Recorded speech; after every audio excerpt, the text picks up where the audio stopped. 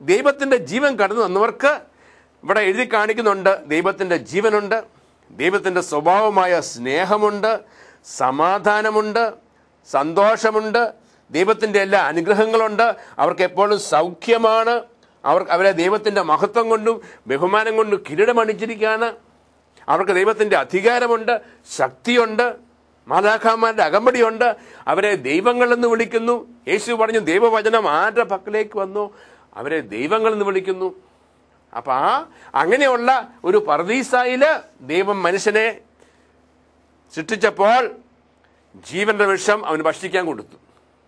ഏത് വിഷം ഭക്ഷിച്ചോ, പക്ഷെ നന്മ തിന്മകളുടെ വിഷത്തിൽ നിന്നും ഭക്ഷിക്കരുത് എന്ന് മാത്രം ദൈവം പറഞ്ഞു. ഈ നന്മ തിന്മകളുടെ വൃക്ഷം എന്തിനാണ് ദൈവം അവിടെ നട്ടുപിടിപ്പിച്ചത് എന്ന് വെച്ചാൽ ഇത് വൃക്ഷമായിട്ടല്ല, അത് സൂചിപ്പിക്കുന്നത് എന്താണെന്ന് ചോദിച്ചാൽ, ആ വൃക്ഷം സൂചിപ്പിക്കുന്നത്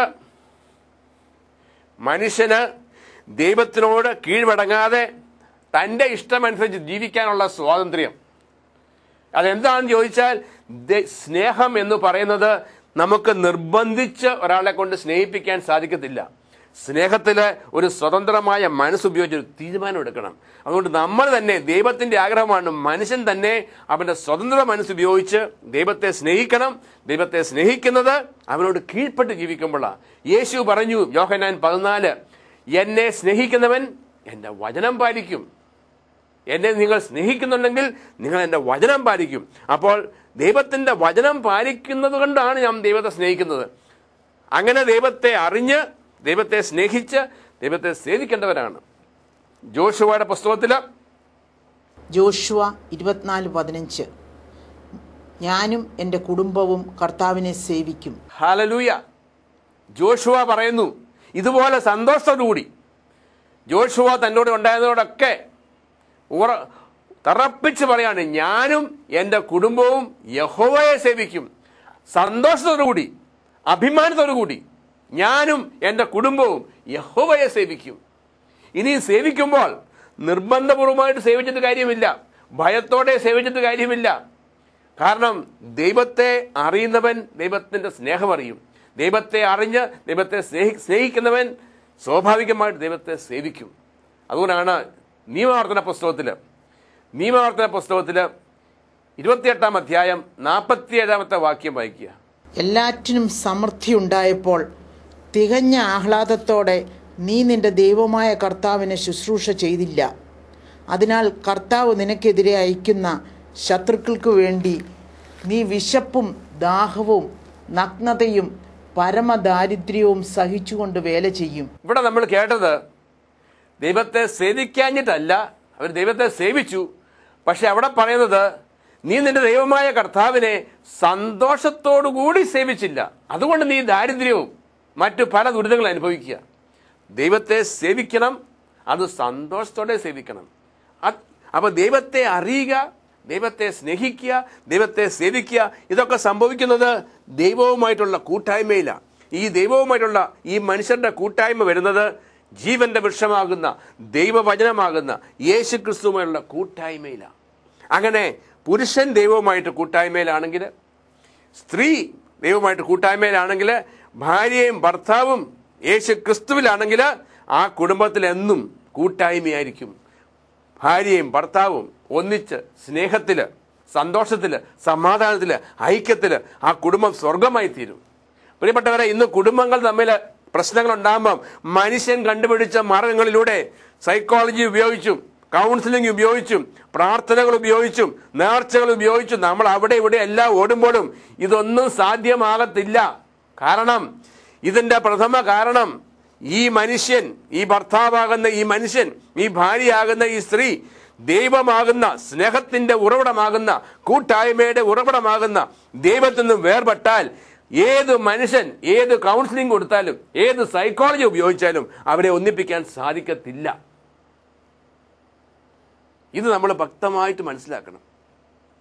അതുകൊണ്ട് ഈ മനുഷ്യരെ ഇതുപോലെ ദൈവം പർദീസയിലാക്കിയപ്പോൾ നമ്മൾ ഉൽപ്പത്തിയുടെ പുസ്തകത്തിൽ കാണുന്നുണ്ട്, പിശാച്, ഞാനിവിടെ ഈ ചിത്രം വരച്ചിരിക്കുന്നത് പിശാചിന് കൊമ്പുണ്ടെന്നോ വാലുണ്ടെന്നോ കാണിക്കാനല്ല, നമുക്കൊന്ന് വേർതിരിച്ച് കാണാൻ വേണ്ടിയിട്ടാണ്. പിശാച് എങ്ങനെയായിരിക്കുന്നത് ഞാൻ കണ്ടിട്ടില്ല.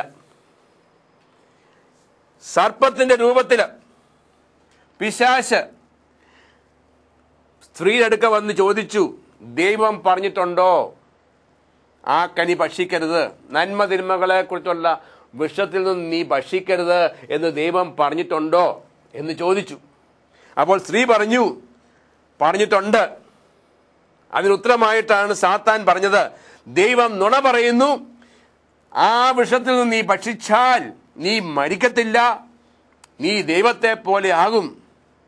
ഈ സ്ത്രീക്ക് സ്വതന്ത്ര മനസ്സുണ്ട്, അവൾക്ക് തീരുമാനിക്കാനുള്ള സ്വതന്ത്ര മനസ്സുണ്ട്.